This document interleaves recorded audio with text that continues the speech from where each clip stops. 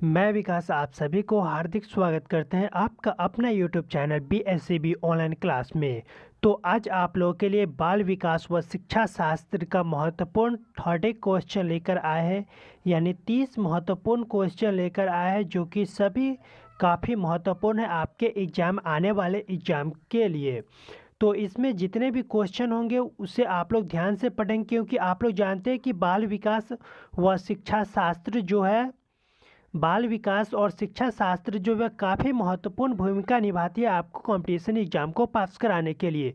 अगर आप लोग टीचर बनना चाहते हैं तो यह पार्ट जो है आप लोगों को काफ़ी मजबूत होना चाहिए, क्योंकि जिसके माध्यम से आप लोग बच्चे को आसानी से पढ़ा सकते हैं और किस प्रकार से आपकी समझने और सोचने की क्षमता है, यही आप लोगों को बाल विकास एवं शिक्षा शास्त्र के माध्यम से देखने को मिलता है। तो इसमें बच्चों से किस प्रकार से आप लोग जो है वो बात कर सकते हैं और कैसे उसे हमें पढ़ाना है, किस तरीके से पढ़ाना है जिससे कि बच्चे को आसानी से आप लोग समझा पाएंगे। तो फर्स्ट क्वेश्चन दिया हुआ है, एक खेल क्रिया के दौरान चोट लगने पर रोहन रोने लगा। यह देखकर उसके पिता ने कहा, लड़कियों की तरह व्यवहार ना करे, लड़के रोते नहीं है।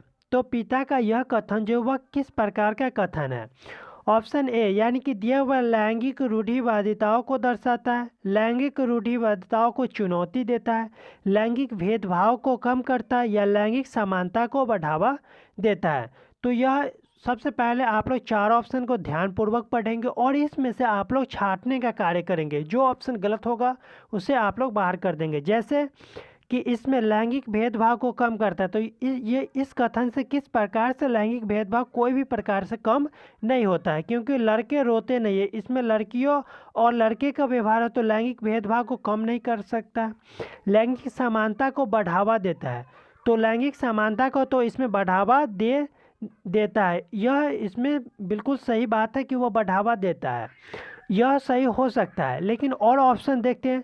ऑप्शन फर्स्ट है लैंगिक रूढ़िवादिताओं को दर्शाता है, तो रूढ़िवादिताओं को दर्शाता है तो लैंगिक इसमें भी दर्शा रहा है, क्योंकि इसका कहने का अर्थ हुआ कि सिर्फ लड़के जो है वह लड़के रोते नहीं है, यानी सिर्फ लड़कियां रोती हैं। अब नेक्स्ट क्वेश्चन है, ऑप्शन 2 है लैंगिक रूढ़िवादिताओं को चुनौती देता है, तो सेकंड भी नहीं हो सकता है। अब बचा 1 और 4 में, लैंगिक समानता को बढ़ावा देता है।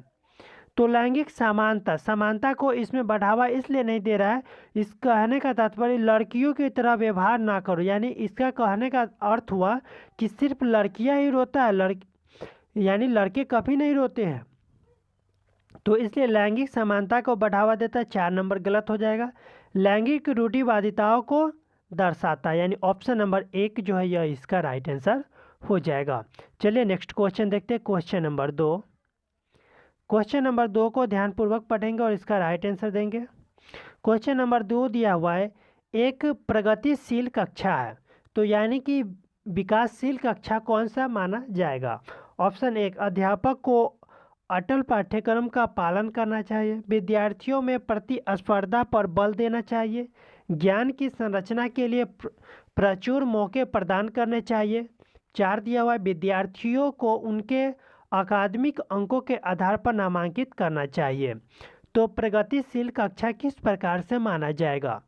तो ऑप्शन 1 पढ़ लेते हैं और इसे छांटने का काम करते हैं कि इसमें से कौन सा सही हो सकता है। अध्यापक को अटल पाठ्यक्रम का पालन करना चाहिए। आप लोगों को स्लो लगता होगा, लेकिन अगर आप लोग इस प्रकार से प्रैक्टिस करेंगे तो आगे अगर आप लोग मेरे साथ 10 दिन तक बने रहेंगे तो आपका स्पीड जो है ऑटोमेटिक अधिक हो जाएगा। पहले आप लोग रेगुलर तो बना रहिए 10 दिन तक। तो ऑप्शन 1 दिया हुआ, अध्यापक को अटल पाठ्यक्रम का पालन करना चाहिए। तो पाठ्यक्रम का पालन तो करना चाहिए, लेकिन अटल शब्द का कि एक ही कार्य को प्रत्येक बार पालन करना चाहिए, इसका अर्थ होता है, तो ये तो हो नहीं सकता है। सेकंड है, विद्यार्थी को प्रतिस्पर्धा पर बल देना चाहिए, मतलब उसे जो है वह कोई भी कार्य करने पर बल देना चाहिए, यह सही नहीं है, सेकंड भी नहीं होगा। ज्ञान की संरचना के लिए प्रचुर मौके प्रदान करना चाहिए, यह बच्चे के लिए उपयुक्त है, क्योंकि उसे जो है वह ज्ञान यानी कि उसे पढ़ाई में मौका देना चाहिए। ऐसा नहीं कि एक बार अगर वह फेल कर जाए तो उसे हटा ही दिया जाए, यानी पढ़ने के लिए मना ही कर दिया जाए। नेक्स्ट है, विद्यार्थियों को उनके अकादमिक अंकों के आधार पर नामांकित करना चाहिए। अकादमिक अंकों के आधार पर तो नामांकन होता है, पर ऐसा नहीं है कि सभी वैसे ही स्टूडेंट को उसमें नामांकित करना चाहिए। तो ये जो है ये भी गलत हो जाएगा, यानी ऑप्शन नंबर 3 जो ये इसका बिल्कुल राइट आंसर हो जाएगा। चलिए नेक्स्ट क्वेश्चन देखते हैं। क्वेश्चन नंबर 3, क्वेश्चन नंबर 3 दिया हुआ है, 3 दिया हुआ है, एक गतिविधि के दौरान छात्रों को संघर्ष करते देख एक अध्यापिका बच्चों को संकेत और इशारे जैसे क्या, क्यों, कैसे प्रदान करने का फैसला लेती है। तो लेवे वायोगत्स्की के सिद्धांत के अनुसार अध्यापिका की यह योजना है।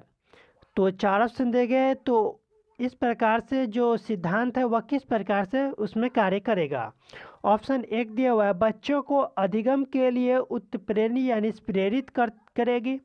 सेकेंड है, अधिगम के लिए पार या आधारभूत संरचना का काम करेगी। 3 है, छात्रों को प्रत्याहार निकास प्रवृत्तियाँ पैदा करेगी। 4 है, अधिगम की प्रक्रिया में अर्थहीन होगी। तो ऑप्शन 1 जो है, बच्चों को अधिगम के लिए अनुप्रेरित या निष्प्रेरित, इसमें निगेटिव वाक्य, तो ये जो है ऑप्शन 1 तो हो नहीं सकता है।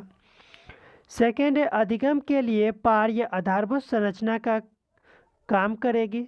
तो आधारभूत संरचना का काम करेगी, ये हो सकता है। नेक्स्ट है, छात्रों में प्रत्याहार निकास प्रवृत्तियाँ पैदा करेगी। तो निकास यानी कि ये तो हो नहीं सकता है। निगेटिव वाक्य जितना भी आप लोगों को दिखेगा उसे आप लोग पॉजिटिव वाक्य के माध्यम से आप लोग निगेटिव वाक्य को उसी समय हटा सकते हैं। क्वेश्चन नंबर ऑप्शन 4 है, अधिगम की प्रक्रिया को अर्थहीन करेगा। तो ये भी निगेटिव है, क्योंकि अधिगम को अर्थहीन कर देगा तो यह भी एक निगेटिव वाक्य हुआ। तो 4 भी नहीं हो सकता है, यानी इसका जो सेकंड ऑप्शन हो जाएगा, अधिगम के लिए पार या आधारभूत संरचना का काम करेगी। चलिए नेक्स्ट क्वेश्चन देखते हैं। क्वेश्चन नंबर 4 होगा। क्वेश्चन नंबर 4 दिया हुआ है, बच्चों के सामाजिकरण के संदर्भ में निम्न में से कौन सा कथन सही है। तो यह भी पॉजिटिव हो, और पॉजिटिव में आप लोग को पॉजिटिव ही ढूंढना होगा, ऐसा नहीं कि आप लोग निगेटिव को सही कर देंगे। तो इसमें बच्चों के संदर्भ में निम्न में से कौन सा कथन सही है यह बतलाना है। सामाजिकरण, तो ऑप्शन 1 दिया हुआ, विद्यालय सामाजिकरण का एक द्वितीयक कारक है और परिवार सामाजिकरण का एक प्राथमिक कारण है। तो परिवार तो सामाजिक कारण और स्कूल यानी विद्यालय को बताया द्वितीयकरण, तो ये हो सकता है। देखते हैं नेक्स्ट क्वेश्चन क्या है, ऑप्शन क्या है। विद्यालय सामाजिकरण का एक प्राथमिक कारक है और समकक्षी सामाजिकरण का द्वितीयक कारक है, तो ये गलत है। समकक्षी सामाजिकरण का प्राथमिक कारण और परिवार सामाजिकरण का एक द्वितीयक कारण, ये भी गलत है। तो इसका राइट आंसर हो जाएगा, परिवार जो वह सामाजिकरण का एक प्राथमिक कार्य है और विद्यालय जो हुआ द्वितीयक कार्य है। तो इसका जो ऑप्शन नंबर 1 इसका बिल्कुल राइट आंसर हो जाएगा। चलिए नेक्स्ट क्वेश्चन देखते हैं। क्वेश्चन नंबर 5, क्वेश्चन नंबर 5 दिया हुआ है, बहुबुद्धि का सिद्धांत जोड़ देता है। तो बहुबुद्धि का सिद्धांत किस पर जोड़ देता है ये आप लोग को बतलाना है। ऑप्शन 1 दिया हुआ है, बुद्धि लब्धि केवल वस्तुनिष्ठ परीक्षणों द्वारा ही मापी जा सकती है। तो बुद्धि लब्धि जो है वह वस्तुनिष्ठ प्रश्नों के द्वारा मापी जा सकती, ये भी गलत है, क्योंकि आप लोग लेखन प्रक्रिया के माध्यम से भी उसकी बहुबुद्धि की जांच कर सकते हैं। ऐसा नहीं कि खाली ऑब्जेक्टिव देकर ही आप लोग उसकी बुद्धि की ज्ञान यानी किस प्रकार से वो जान सकते हैं। तो ये 1 नंबर तो हो नहीं सकता।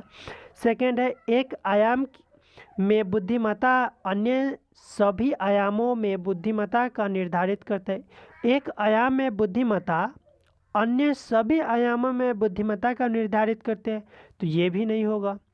नेक्स्ट है, बुद्धिमत्ता की विभिन्न दशाएं हैं, तो ये हो सकता है, क्योंकि किसी भी क्षेत्र में हो सकता है, ऐसा नहीं है कि सिर्फ एक ही उसका क्षेत्र है। बुद्धिमत्ता में कोई व्यक्तिगत विभिन्नताएं नहीं होती है। तो व्यक्तिगत विभिन्नताएं तो नहीं होती, लेकिन ज्ञान की विभिन्नताएं होती है, तो ये भी नहीं हो सकती। यानी ऑप्शन नंबर 3 इसका बिल्कुल राइट आंसर, चारों में से जो ऑप्शन नंबर 3 इसका बिल्कुल राइट आंसर हो जाएगा।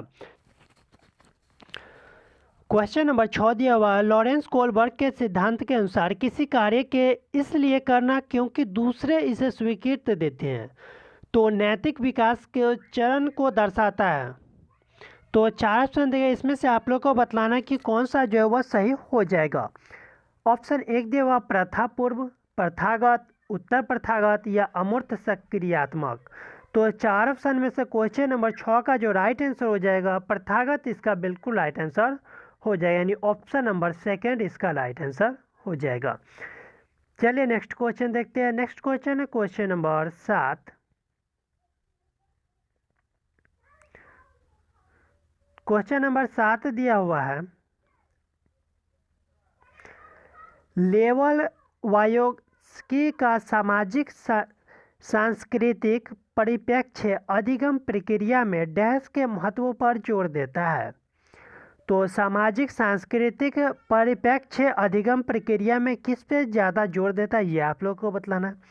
तो ऑप्शन 1 दिया हुआ है सांस्कृतिक उपकरण, 2 दिया हुआ है गुणारोपण, 3 दिया हुआ है अभिप्रेरणा या संतुलीकरण। अगर आप लोग अभी तक जो है इस प्रकार का वीडियो नहीं देखे जिसमें आप लोग जो है वह लेखन शैली को किस प्रकार से जोड़ दे सकते हैं, तो आप लोग प्लेलिस्ट में जाकर आसानी से देख सकते हैं, और आप लोग जो डिस्क्रिप्शन में आप लोग को लिंक मिल जाएगा। तो इस पर इसका जो राइट आंसर हो जाएगा क्वेश्चन नंबर 7 को ऑप्शन नंबर 1 सांस्कृतिक उपकरण, यानी कि वायोगोस्की जो है वह सांस्कृतिक उपकरण सामाजिक सांस्कृतिक पर यह ज़्यादा जोर देता है। तो सांस्कृतिक इस पर भी आप लोग अगर ध्यान रखेंगे तो इससे इसका राइट आंसर लिख सकते थे। चलिए नेक्स्ट क्वेश्चन देखते हैं। Question number 8। क्वेश्चन नंबर 8 दिया हुआ है,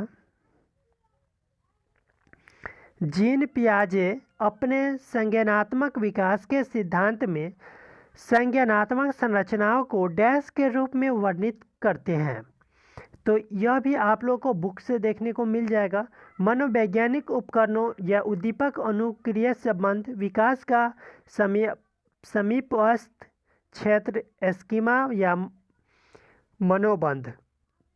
तो क्वेश्चन नंबर 8 का राइट आंसर आप लोग बताएंगे क्या हो सकता है। जीन पियाजे, अगर आप लोग जीन पियाजे के बारे में पढ़े होंगे तो आसानी से इसका राइट आंसर लिख सकते हैं। अगर आप लोग नहीं पढ़े हैं तो सभी के बारे में आप लोग को प्लेलिस्ट में मिल जाएगा। चैनल को सब्सक्राइब कर अगर आप लोग प्लेलिस्ट में जाएंगे तो वहाँ से आप लोग जो है वो सभी जितने भी राइटर हैं उसके बारे में आप लोग विशेष रूप से पढ़ पाएंगे, और आप लोग आसानी से इसका राइट आंसर लिख सकते थे। तो क्वेश्चन नंबर 8 का जो राइट आंसर हो जाएगा स्कीमा या मनोबंध, इसका बिल्कुल राइट आंसर हो जाएगा। जीन पियाजे जो है वह स्कीमा और मनोबंध के बारे में विशेष संख्यात्मक संरचनाओं को विशेष वर्णित किया था। चलिए नेक्स्ट क्वेश्चन देखते हैं। Question number 9। क्वेश्चन नंबर 9 दिया हुआ है, जीन पियाजे के संज्ञानात्मक विकास के सिद्धांत में पूर्व सक्रियात्मक अवस्था में विकास का मुख्य गुण क्या होता है। तो फिर से जीन पियाजे के बारे में आप लोग अगर पढ़े होंगे तो ही इसका राइट आंसर लिख सकते हैं। तो 9 का जो राइट आंसर हो जाएगा ऑप्शन नंबर 2 विचार सोच के केंद्रीकरण, यानी विचार और सोच के केंद्रीकरण 9 का राइट आंसर हो जाएगा ऑप्शन नंबर 2। चलिए नेक्स्ट क्वेश्चन देखते हैं। Question number 10। अगर आप लोग को वीडियो पसंद आए तो लाइक जरूर करें, चैनल से नहीं जुड़े तो चैनल को सब्सक्राइब कर ले, क्योंकि आप लोग का डेली प्रैक्टिस कराया जाता है जिससे आप लोग आसानी से अच्छे मार्क्स ला सकते हैं। और आप लोग अगर 10 दिन तक बने रहते हैं तो आप लोग को जो बाल विकास का जो 30 क्वेश्चन होता है उसमें 30 आउट ऑफ 30 लाएंगे। ये मुझे आपसे विकास का अनुरोध रहेगा, क्योंकि इस प्रकार से आप लोगों को समझाएंगे जिससे कि आप लोग सभी क्वेश्चन को आसानी से जो वो याद रख सकते हैं। तो विकास के संदर्भ में निम्न में से कौन सा कथन सही है? विकास की दर सभी संस्कृतियों में सभी के लिए समान होती है। विकास केवल विद्यालय में होने वाले अधिगम से ही होता है।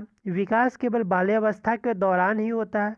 विकास बहुआयामी होता है। तो 4 ऑप्शन में से सबसे बेस्ट आप लोगों को इसमें से जो लगे वही इसका राइट आंसर होगा। तो चलिए एक एक करके इसमें से छांट देते हैं। विकास की दर सभी संस्कृतियों के लिए समान होता है। विकास की दर सभी संस्कृतियों में सभी के लिए समान होता है। सभी के लिए समान नहीं होगा। सेकेंड है विकास केवल विद्यालयों में ही होगा, ये भी गलत है। विकास केवल बाल्यावस्था यानी छोटा रहेगा उसी समय होगा, ये भी गलत है। तो विकास बहुआयामी है, यानी आप विकास कभी भी कर सकते हैं, बहुआयामी होता है। तो इस क्वेश्चन नंबर 10 का ऑप्शन नंबर 4 इसका राइट आंसर हो जाएगा। चलिए नेक्स्ट क्वेश्चन देखते हैं, क्वेश्चन नंबर 11। तो क्वेश्चन नंबर 11 दिया हुआ है, जन्म से किशोर अवस्था तक बच्चों में विकास किस क्रम में होता है? तो जन्म से किशोरावस्था तक बच्चों में विकास जो है किस प्रकार से होता है, ये आप लोग को बतलाना। संवेदिक, मूर्त, अमूर्त। सेकंड है अमूर्त, सांवेदिक या मूर्त। 3 दिया हुआ है मूर्त, अमूर्त, सांवेदिक। 4 दिया हुआ है अमूर्त, मूर्त या सांवेदिक। तो क्वेश्चन नंबर 11 का राइट आंसर हो जाएगा सांवेदिक, यानी कि सांवेदिक, मूर्त और अमूर्त। बच्चे जो है वह मूर्त होते हैं और अमूर्त की ओर जाते हैं, यानी कि ऑप्शन नंबर 1 ही इसका राइट आंसर हो जाएगा। सबसे पहले तो वह सुनता है, उसके बाद जो है वह निर्णय लेने के लिए मूर्त और अमूर्त जो है वह सभी इसके विकास की अवस्था के इस प्रकार से क्रम होता है। चलिए नेक्स्ट क्वेश्चन देखते हैं, क्वेश्चन नंबर 12। क्वेश्चन नंबर 12 दिया हुआ है, एक प्रगतिशील कक्षा में व्यक्तिगत विभिन्नताओं को किस क्रम में किस प्रकार देखा जाना चाहिए? तो एक प्रगतिशील कक्षा में व्यक्तिगत विभिन्नताओं को किस प्रकार देखा जाना चाहिए, आप लोगों से पूछा। ऑप्शन 1 दिया हुआ है अधिगम की प्रक्रिया में बाधा।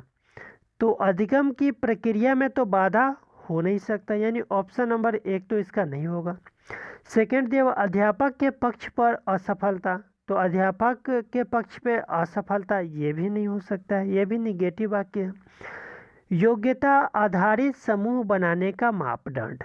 तो योग्यता आधारित समूह बनाने का मापदंड, तो ऐसा नहीं है कि सिर्फ तेज ही स्टूडेंट उसमें पढ़ेंगे और तो ये भी नहीं होगा।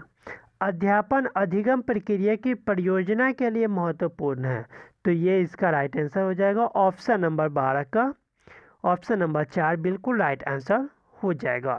चलिए नेक्स्ट क्वेश्चन देखते हैं, क्वेश्चन नंबर 13। क्वेश्चन नंबर 13 दिया हुआ है, एक समावेशी कक्षा में डैश पर जोर होना चाहिए। तो किस पे सबसे ज़्यादा जोर होना चाहिए? तो 13 का राइट आंसर आप लोग बताएंगे क्या हो जाएगा। ऑप्शन 1 दिए हुआ है प्रदर्शन अभिमुखी लक्ष्य, ये भी गलत है। अभिवेदी समरूपी निर्देशों, तो समरूप ये भी नहीं हो सकता है। 3 है सामाजिक पहचान के आधार पर छात्रों के अलगाव, तो ये भी नहीं हो सकता है। 4 दिए हुए हर बच्चे के सामर्थ्य को अधिकतम करने के लिए अवसर प्रदान करना चाहिए। तो सामर्थ्य करने के लिए हर बच्चे को मौका मिलना चाहिए, ये बिल्कुल राइट आंसर हो जाएगा 13 का ऑप्शन नंबर 4। चलिए नेक्स्ट क्वेश्चन देखते हैं, क्वेश्चन नंबर 14। क्वेश्चन नंबर 14 दिया हुआ है, दिव्यांगजन अधिकार अधिनियम 2016 के अनुसार निम्न में से किस शब्दावली का प्रयोग उपयुक्त है? दिव्यांगजन जो है वह 2016 के अधिनियम के अनुसार निम्न में से किस शब्दावली का प्रयोग उपयुक्त होगा? ऑप्शन 1 दिया हुआ मंदित छात्र, जो दिव्यांग होता है उसे मंदित छात्र बोला जाता है, तो ये तो होगा नहीं, ऑप्शन नंबर 1 तो गलत है। दिव्यांगजन को विकलांग छात्र कह सकते हैं, लेकिन और ऑप्शन देखते हैं कि इससे बेहतर अगर होगा तो उसे हम लिखेंगे छात्र जिसे शारीरिक दिव्यांगता है। तो विकलांग छात्र इसलिए नहीं होगा इसमें, ऑप्शन 4 है छात्र जिसका अशक्त शरीर है। तो ऑप्शन 4 दिया हुआ है छात्र जिसका अशक्त शरीर है, तो ये नहीं होगा। अब बचा ऑप्शन 2 और ऑप्शन 3 में चूज करना है कि कौन सा बेहतर होगा। विकलांग छात्र या छात्र जिसे शारीरिक दिव्यांगता है। तो शारीरिक यानी शरीर का कोई भी पार्ट जो वो विकलांगता के रूप में आ सकता है, तो ऑप्शन सेकंड नहीं होगा, यानी ऑप्शन नंबर 4 इसका बिल्कुल राइट आंसर हो जाएगा। चलिए नेक्स्ट क्वेश्चन देखते हैं, क्वेश्चन नंबर 15।